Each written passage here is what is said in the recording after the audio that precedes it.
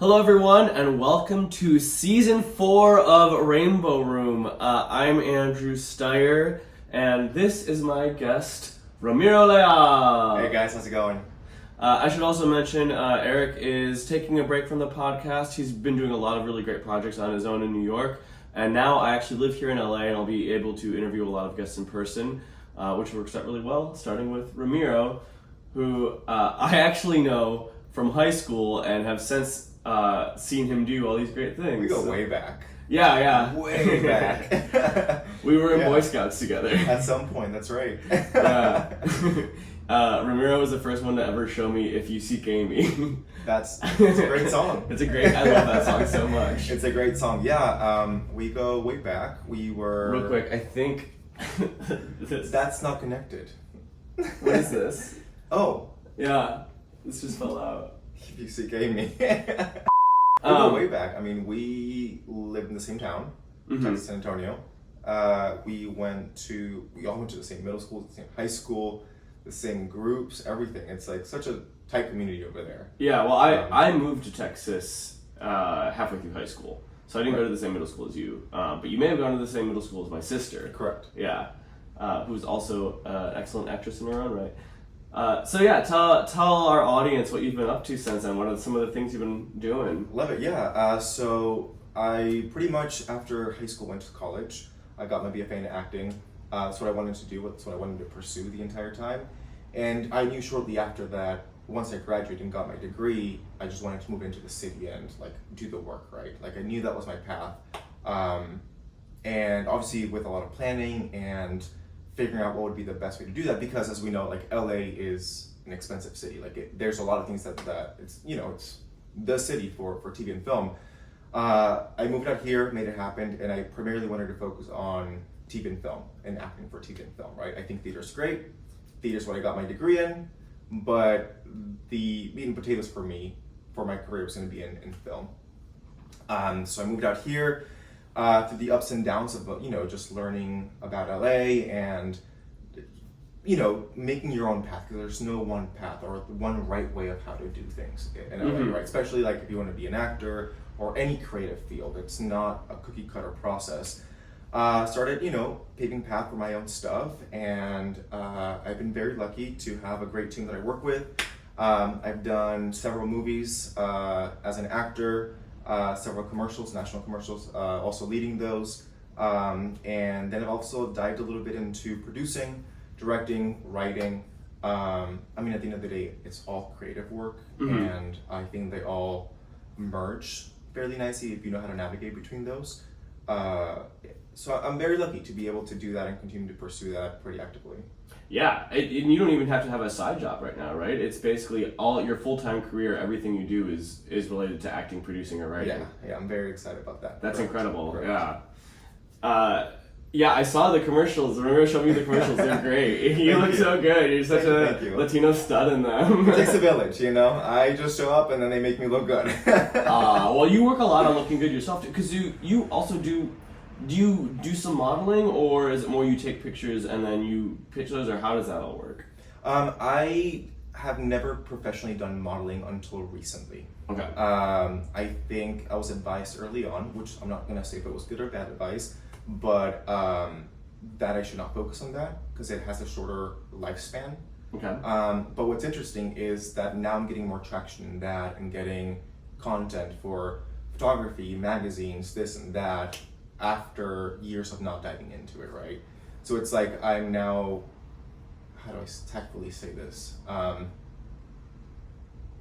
Actually, there's nothing tactful about it. The idea behind like modeling and magazine and runway and all these different things has changed so much, right? Like before it was like, you must be 6'2", you must be 22, like all these different things. And now people want, like they want the skinny type, right? Like just because the clothes look better on them, they drape better on them and whatnot. But things have changed so much now. People want like the fit guy, people want the muscular person, people want the athletic build, people want the ambiguous look, the what are they called? Not male or female, but just like androgynous look, right? So things have opened up so much more. And even, then people want the heavy set. Like there's so much more openness to that in modeling, print work, stuff that I think I've dived into it, and I'm pretty excited about that. Yeah. Nice. And that's also inspiring to hear. So does that mean even me at 5'8" on a good day could get into modeling, or there's no longer just 6'2"? I think it depends, honestly. Yeah. I think we are very fortunate that there's a niche for everyone and there's a market for everyone. It's just finding that market. And also, with that said, getting the proper advice, right? Because one person might tell you, no, you're not 6'2", but someone else might be like, I'm looking for 5'8". You're that, right? Mm-hmm. So it's not getting discouraged by one opinion. Yeah. Right?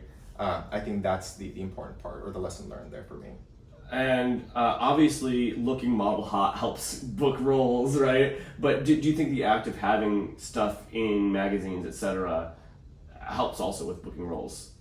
I think so. Nice. I think, how do I say this? I don't think it's exactly correlated, magazine to booking roles. Mm-hmm. The way that I see it is, it's publicity and marketing to get more eyeballs on my look, to get more people to see what I look like, so that then I can pitch myself easier and be like, you've seen me in here, you've seen me there, I want to work with you, what can we do together? Nice. You know what I mean? Yeah. So I see it less of I think it's all encompassing career, like together, rather than like separate avenues of efforts or work. Okay, cool. Yeah. And then one of the things you've been working on is you've wrote a pilot that you've been pitching. Yeah. What can you tell us about that? So right now we're actually very excited. My writing partner and I worked on this project, this idea that we had for about 6 months. We've gone through 5 different renditions of just, the writing process, updating and whatnot. Actually, false, 7. A couple more edits that we just made. And then we knew that we needed to have an edge with this project, right? I can't really tell you much about it, but it's along the lines of like Modern Family and Schitt's Creek. We really wanted to do something within the comedy realm, not related, 30-minute, and diving into the All-American show, right? And I'm gonna put a pin on that because I'm gonna circle back on it later on. But it's it's a show for everyone, while addressing topics that are very relevant right now, timely, and just funny, like, you know what I mean? So I think we're calling it First Gentleman, and we'll talk more about it as we go. But I think it's we're pretty excited because we're in the pitching process. We have some leads, and we're hoping to be able to sell it and really do a lot with it. We also have a sizzle reel that we worked on, which is also just like the part of the edge that I was talking about, or the step up. It's like, here's a script, here's the Bible, the concept, but also here is a sizzle, so that you know exactly how we want it filmed, how we want it shot, how we want the actors to be, right? It's not just like an imaginary, like you can interpret words differently than I could. It's like, here's exactly what we want. Yeah, and you had to explain this to me because I didn't know, but a sizzle is like a small trailer, basically. Yeah, correct. Yeah, and Ramiro showed me the sizzle. I got to get an inside look at it. It looks really good. I can cut this next part out if you want, but I wanted to highlight, and it features queer characters. Right, it does. Yeah, that's the part that I wanted to go back to, because I know that this podcast specifically talks about representation in media. And something that my writing partner is very, very strong, like they identify like super, super strong with the community, right? And so when we were writing, we wanted to marry a combination of different approaches to the community and to representation across the board, right? Whether it be LGBTQ, whether it be Black, Latino, you name it, Asian, right? Because in this script, something that we really focused on is to have equal representation based on our world nowadays, right? So it's not about like, we must check off every single one of our script. It's saying, hey, do you have Black people in our communities? Yes, we do. Great. So why is it on the script? Do we have LGBTQ? Yes. Why is it on the script? So what's happening in the real world must be an equal image of what's happening in this script. Otherwise, it's not real, right? Makes sense, yeah. So yeah, we were very excited about that. And the biggest thing that we discussed between them and I is, and again, I say this, there's no one right way to have representation, but the two focuses that we had is they wanted to focus on like making it known, making it loud and proud and known, right? And the approach that I said is, that's great, but can we normalize it? And the reason I say that is because if we are not making loud and proud, we are accepting that it's normal. So by not dragging light or attention to it, we're not putting anything down. It's just saying we don't have to do that because I'm telling you it's already normal, right? Yeah. It's like we don't have to have a party, or like to give you an example, we don't have to celebrate women at work. It's just normal, right? Why make a celebration? If I say celebrate women at work, we must have a day to celebrate women at work. Now I'm accepting that it's different. And I said it's not different. It's just, it is what it is, right? And something that I loved about the shows that we mimicked or got a lot of inspiration from, like Schitt's Creek and Modern Family, is that you know what's happening. You know that characters are diverse and well-cultured, and you have all demographics and all walks of life in there, right? But they didn't have to tell you for you to understand what was going on. Yeah. It was normalized. Yeah. Right? And it's like, that's the way to connect with people. Because the biggest thing that we want to do is teach people through comedy. That's the idea behind this project, right? Teach people through comedy. And if we can subtly find ways to connect with those communities in positive ways, and then connect with people that might not understand it as much, but then, a season later be like, oh my gosh, wow, I'm questioning the way that I've always been addressing this or that. We've made an impact. Amazing. And that's what's important to me. Yeah. Yeah, that's a really cool outlook and way of looking at representation too, and perfect for this podcast. Yeah. Speaking of this podcast, let's get into the meat of what we're going to be reviewing today, which is Red, White, and Royal Blue. Love it. The movie specifically on Amazon Prime. And I've never seen it before, so I'm really excited. We reviewed the book on the podcast before, so I'm super excited to see the movie. You have seen it. I've seen it. Yeah, and am I in for a treat? I think it's a great movie. Amazing. And I think it's a great movie. It was very tactfully done. I also had prior viz on it because at some point in time, a couple years ago, I auditioned for it. Oh yeah. Ramiro auditioned to be in this, which is so great. Funny. Yeah. You auditioned for the role of the Latino lead. Yeah. Alex. I'm not bitter. It's fine. No, I think they did great. He actually came on this podcast just to slander the whole movie. To hate on them. Yeah, No, I think they honestly did great. It was very well cast. I mean, that was at least my opinion. I don't want to spoil it for anyone or for you. It was very well cast. And they, like the topics that we've covered so far with my pilot and the shows that I like and that you like, they tactfully managed to have conversations about things without being head on. Right? Oh, that's amazing. It's it's very normalized, but also sheds light in a different way, right? And it's nice to have that kind of content where not every single movie, not every single series is about suffering.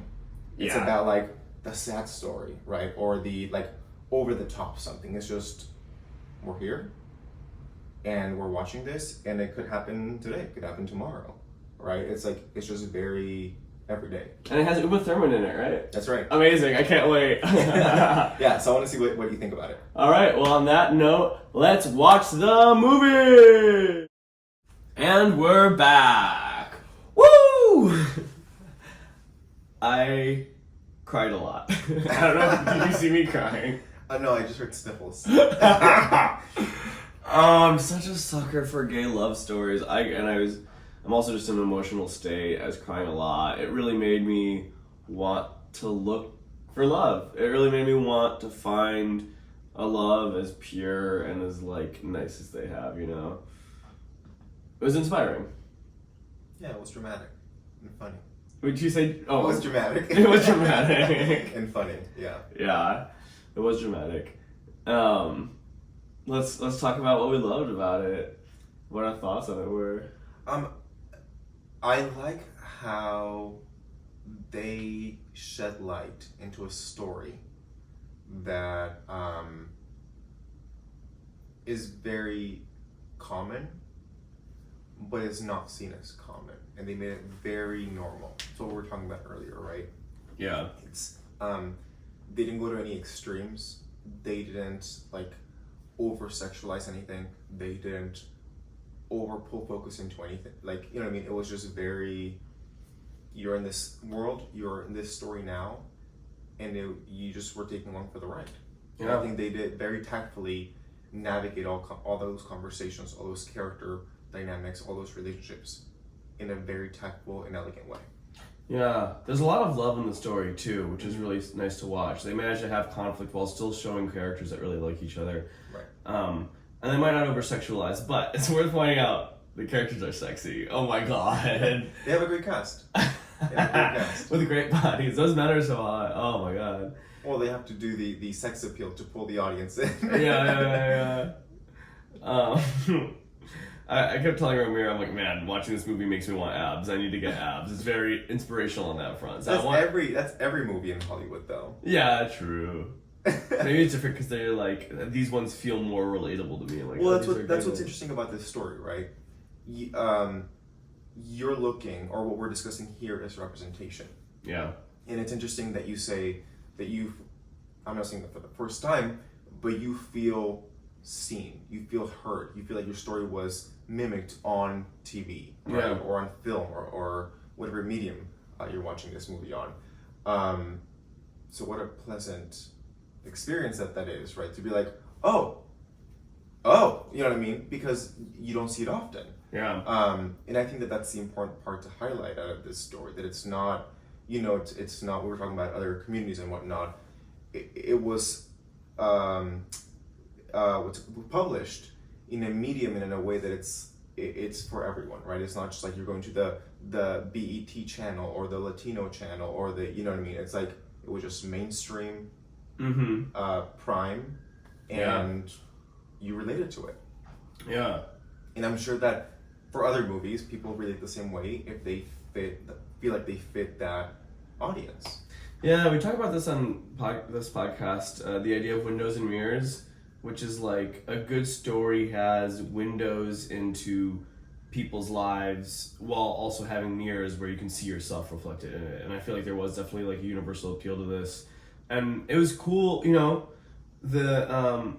the Latino representation, right, of Alex, obviously something you can speak to more than I, but like it's really interesting hearing him talk about how like, oh yeah, anyone with a Z in their last name wasn't in a position of power, and it's like, wow, that's really like interesting to think about. I mean, and that's the kind of stuff that like doesn't resonate with my psyche. Obviously, I can empathize it, but that's where, for me, that's more of a window than a mirror, right? Like, well, what's interesting is that the writing was very well crafted, very well written, very well directed, very well shot. Everything was great, but ultimately, I don't know if you caught on to this, but when they were making these statements, these truths that some people might know, some people might not know, like you said, wow, that was such a realization. It was done through comedy, and then you're like, oh my gosh, and then it hits, and you're like, oh, wow, anyone else heard? Yeah, we all heard it, got it, okay. You know what I mean? So it's like you're feeding people information, feeding souls, and feeding knowledge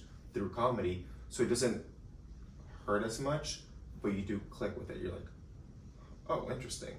And you think about it. Yeah, you've hit on that a couple times. That's really important to you. The idea of like sending a message without it feeling like an attack. Correct. Where it's like, oh, we're all laughing, we're all having fun. Yeah, I mean, that's what I do with stand-up comedy too. Yeah. If you like that, you should try doing stand-up. I stick to my scripts. Like, we're scripty, what's next on the script, what, got it, okay. No, even though, which is funny because stand-up is ultimately at some point scripted as well. Yeah, no, it's not at some point, it's all scripted. Right. Yeah, you're a writer, you could write your own script, do some stand-up. We need, yeah. I don't know about that, it's a lot. I'll go for the kill in my jokes, and then, see, here's the thing, I like dark comedy a lot. Okay. Yeah, you can do that on stage. I like dark comedy, and it's a very fine line, because I've seen a lot of comedians, with the whole like Netflix push, and since the pandemic, there's been a rise for stand-up on platforms, right? Social media as well, which is great. And there's a very fine line of like tiptoeing around a joke. How much can you dive into the truth of it? How much is it, comedy? How much is it like, it's a very fine line. I'm sure you know this. You lived through this too. Yeah, well, and there is so much. That's a whole different world. There's also like how you write a joke and how you mean it to be perceived, and then how the audience perceives it. And it also depends on where you're doing it. Yeah. Oh yeah. That too. That too. Is it something as simple as, is it a 7 p.m. showing or a 9 p.m. showing? Is it a different crowd? A little bit. Yeah. I mean, honestly, you kind of just have to judge that when you're in the crowd. Right. But I think you'd enjoy doing it. You can try it out. I appreciate it. Although stand-up is a lot of work too. But to the point of comedy and stuff, I was also going to say, oh my god, I don't remember if these were all in the book, because I read the book somewhat recently. This movie had some zinger lines. It was so funny. First of all, Zara, amazing character. Great character. We loved that character every time she was on. Character. She is fantastic. But the the one line that really stood out was when she's like, I need you to pretend like the light comes out of his ass and you have a vitamin D deficiency. It's like, that's good writing. It's great writing, yeah. And it's also, I mean, the writing's great, but the delivery, Yeah. you know, from an acting perspective. Oh yeah, her performance acting is was so good. spot on, you know. Yeah. And it made you, I don't know if it was written like that or not for a specific purpose, but depending on the character choice that she took, it could have turned someone that you hated the entire time, because she's pushing, right? At the end of the day, she's like pushing, she has an agenda to fulfill, and she's pushing everything forward for the political campaign that's going on in the movie. Not to ruin it for anyone, but the political campaign that's going on and the narrative of the political campaign. Yeah. So it could be written to the point where. Oh, by the way, at this point we're past spoilers. Don't worry about the spoiling movie. They should have watched it by now. It could be, you know, it could be seen in a negative way, but she tactfully made it to be like, we have an agenda to fulfill, but there's a human, what's the word I'm looking for? A connection, a deeper connection, a human aspect to her drive in her career as well, which is when she connects with all the characters. Yeah. The mom, the kid, everything. Yeah, I was just realizing too, like, I don't know if I go so far as to say family friendly movie, but it's, as you said, it's a universal movie. This doesn't feel like a movie this feels very palatable to straight people, I guess is what I would say. Well, and I applaud it. It's the way that it was presented. Yeah. But like, I don't think it's a kids movie. I think it's very much PG-13. Yeah. It's not something that you wouldn't see in a movie theater. It's very mainstream. Yeah.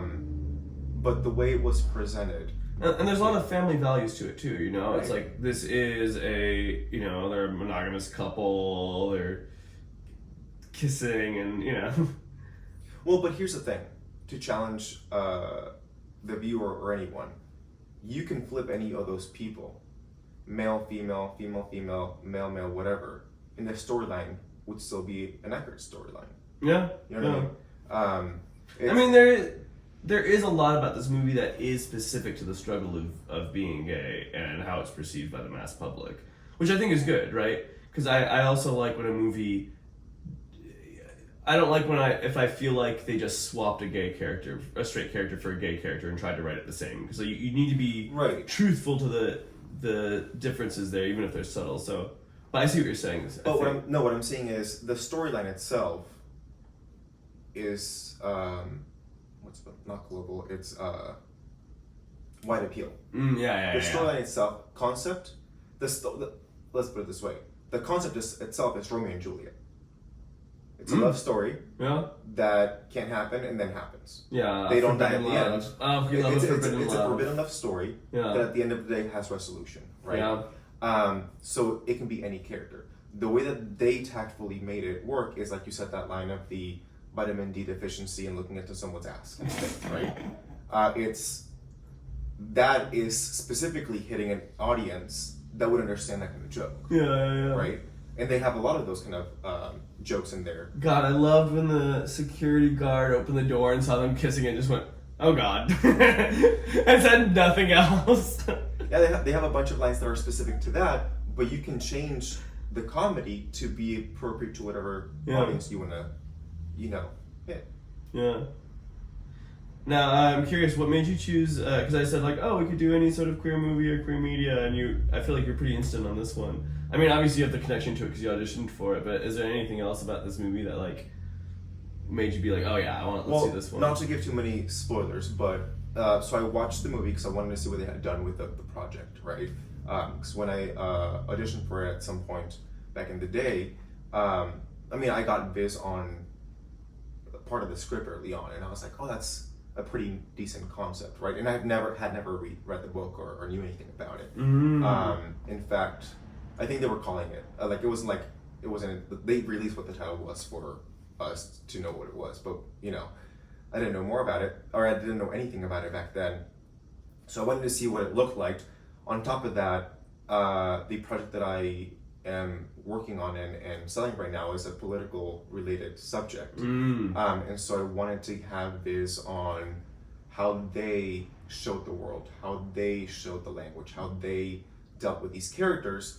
You wanted to have Viz? Visibility or okay. visibility or Viz for short though. Yeah, Viz. Okay. Sorry, that's very company lingo there, Viz and back around and following up and all that kind of word. No, but it's understanding what they did with the world and how, just learning of their tactics and how I could pick up on some of those things for my own purposes in the projects that I'm developing on. Yeah, that's amazing. Can you, any other behind the scenes you can tell us of what it was like auditioning for that, or what you learned about the project as you were auditioning, or anything like that? It was a very fast turnaround, which is fairly standard. And I'll tell you, it's been what, maybe 2-3 years since the audition. I had Viz on all the scenes. I can tell you. It's funny to see the materials that I auditioned with, the choices that I made, versus how many renditions later the script had and what got published. Right? There's lines that I had that are not there anymore. There's lines that were added. There's scenes that got put together. So you see that whole thing evolve into the final product, and that's pretty interesting. You said you had Viz on every scene. Does that mean you had a rough outline of the entire script? No, just a couple of scenes. No. Oh, okay. Yeah. Cool. It really depends on what stage they're on and what press you audition for them that you see what's happening. And it also depends on the casting company and then what the network's releasing. They might just want you to have Viz on 10 pages, visibility on 10 pages. They might be like, here's what you need to work on, but here's the entire script. It depends. Was this in person or was it a self-tape? Self-tape. Okay, cool. Do they ever do in person anymore even? They do. Okay, and actually, I love in-person auditions. Oh yeah, of course. They're great. I don't think they're for everyone, but they're great. Well, but here's what sucks about it though. With remote auditions or self-tape auditions, people can see way more tapes, right? But there's always something about seeing someone in person that you can't get through a self-tape because you don't know if someone sells a self-tape after 60 takes. Right?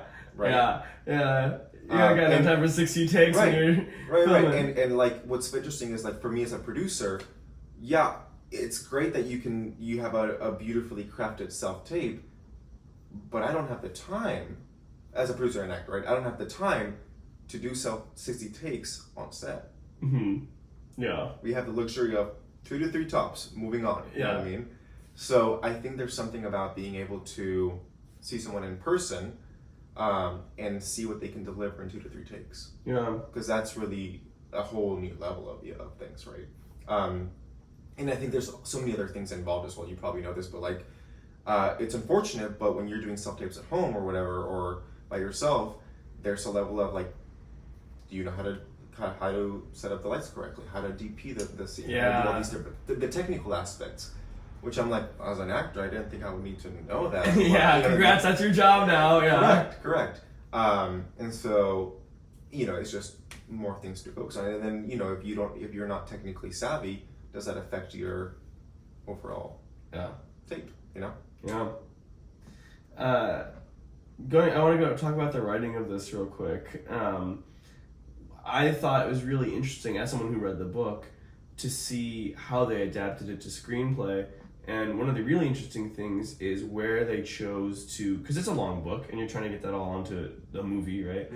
Where they chose to zip through things and where they chose to take time. And the biggest one is I felt like they really zipped through basically their enemies and then they have one sincere moment right before parting ways, and then suddenly they're texting each other, and the texts are boom, boom, boom, boom, and you kind of just like see that all happen. And that part happens. I feel like from what I remember reading, it seemed like that was more of a slow burn of like, we see what's happening here. Whereas this, it's like, oh, boom, they're already like texting nonstop.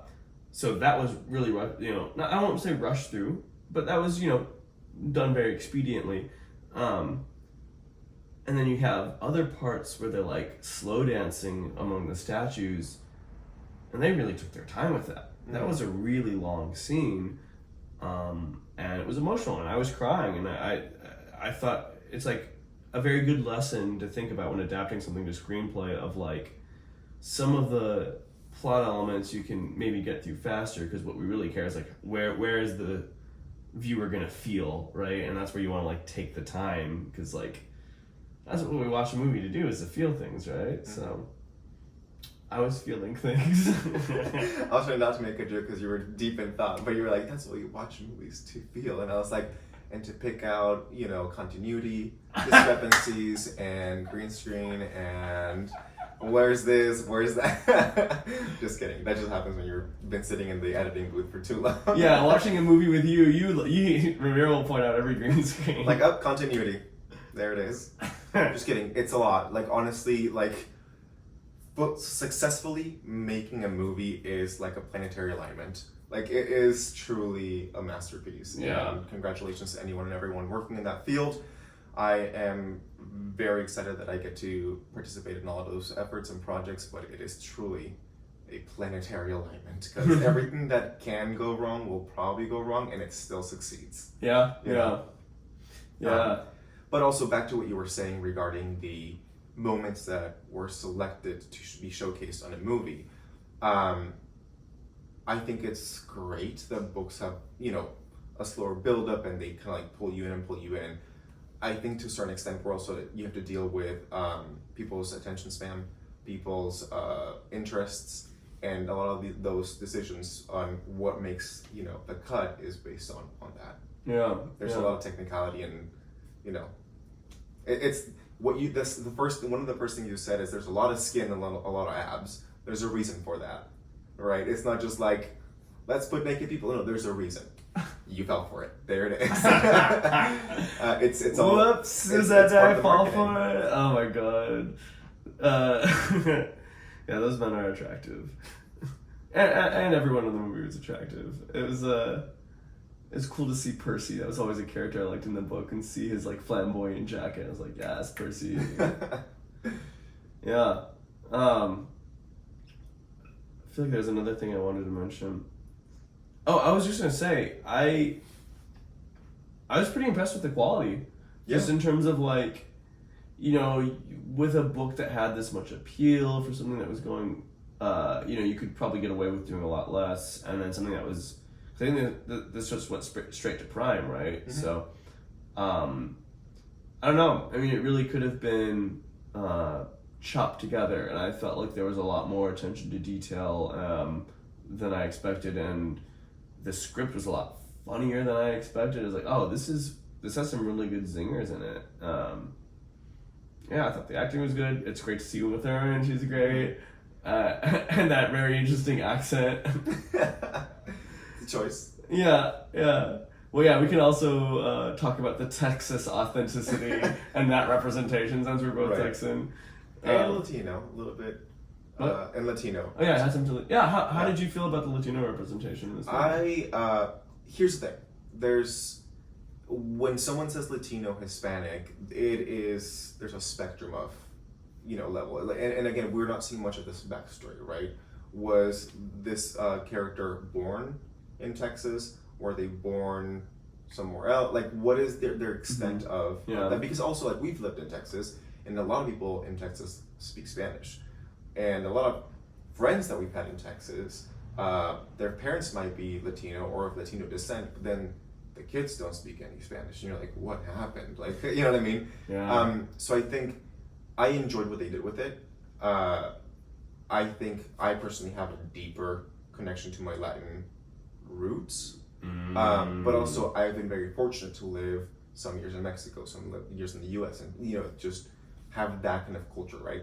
But maybe was it his name Alex? Mm-hmm. Yeah, Alex did not get that experience. So maybe his like broken English, broken Spanish, or Texas Spanglish is all he knows, and that's okay, right? Yeah. They said his abuela came to America, so that's kind of when you get that timeline. And even little things like that, like, oh yeah, he calls his grandma abuela, it's like, oh yeah, there's... and you're right, even though he's super westernized, because he did seem very westernized, but yeah, there's still, elements of him that have that, like, Latino authenticity. But yeah, that is different from your experience. It sounds like it's someone... You lived in Mexico. Were you born in Mexico? Yeah. Oh, I didn't know that. Yeah. Wow. When did you come to the States? I moved to the United States when I was about going into high school. So 16-ish. Is that right? Yeah. Whoa, you were in Mexico until then? What part? Monterrey. Okay, cool. Yeah. Monterrey. Monterrey. Yeah, there you go. Yeah. Okay, wow. Well, good on you for having such good English, and you could have fooled me. I thought you came up when you were 6 or something. I thought you were born here. No, I appreciate it. That's pretty cool. Well, let's wrap up with our final thoughts. Unless there's anything else you wanted to cover that we haven't covered yet. No, I think. Thank you for having me. It was such a great movie to cover, and great subjects to cover it as well, and how the industry as a whole is adapting more genuine, honest, and true to life stories, which is great to embrace by everyone. You make it sound like, oh yeah, this is something we all deal with, being the son of a president and falling in love with a prince. Like, relatable everyday stories that we all experience. Well, no, but it's like what you said. It's the story. They just happen to be living that story, right? Yeah. At the end of the day, like we said, it's the Romeo and Juliet story, put in under a different lens, under a different filter, and you were very touched by it, so it did something, right? It did something. That's what it should be doing. Yeah, it's nice to see two characters who really love each other, and I also, just like personally, I love that kind of banter. Like that's the kind of banter I have with my friends, and so like. Imagining getting to have that banter and have that level of friendship with someone who I also like get to love and be with is like that's super powerful. Because their banter is very fun. The way they like take shots at each other is, and like slowly realize they're falling for each other. Oh, I'm a sucker for that kind of stuff. I'd say my final thoughts on the movie. Really interesting to see what they did with book to movie adaptation and take lessons from that. I really inspired me to look hot. Maybe also just talking with you, who is like has abs and is like model hot. I'm also like, all right, I need to be in this industry. I need to get hot. It's not me. I try to destroy it every single day.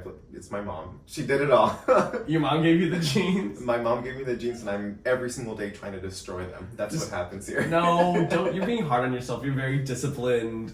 I see you go to the gym twice a day or whatever. We went to the gym together. It was cute. Cute? Yeah, it was good. That's good. I thought still a fantastic story, still a really fun watch. It was also really cool to think. I remember reading the book and being like, oh, some of these elements, if this ever gets made into a movie, are gonna look great on screen, and they did. Like the cake fall. You like, the cake fall. Yeah, I was like, that was written for screen. Like getting trapped in the closet together, getting caught by Zara. Oh, getting to see Zara's reaction. So good. Yeah, just all of that, and then of course they had all these beautiful scenes in different castles and courtyards and the watching polo, beautiful men in suits. Was it? No, the horse. Oh, polo. Yeah. Yeah, that's polo. Yeah, that's I know what I'm talking about, mate. No, it's mate. I confused it with... That's Australia. No, British people say mate. Doesn't matter. Anywho, delusional. It wasn't water polo. But rugby is also a sport that they play there. Yeah. And yeah, I thought it was a great watch, and I think everyone should go watch it. Yeah. And I just realized you're wearing Christmas socks. Oh my god, don't call me out on the podcast. Catch you in the next one. It's Christmas in July. I know it's June. Happy Pride, y'all. Oh yeah, Happy Pride. We didn't mention that. Happy Pride. Well, thank you, Ramiro, so much for coming on and calling me out about my socks in the podcast. Yeah, I'd love to have you on again sometime. You've been a pleasure to have. Thank you for showing me this movie. Thank you. Goodbye, everyone. Gay. Oh, I miss Eric.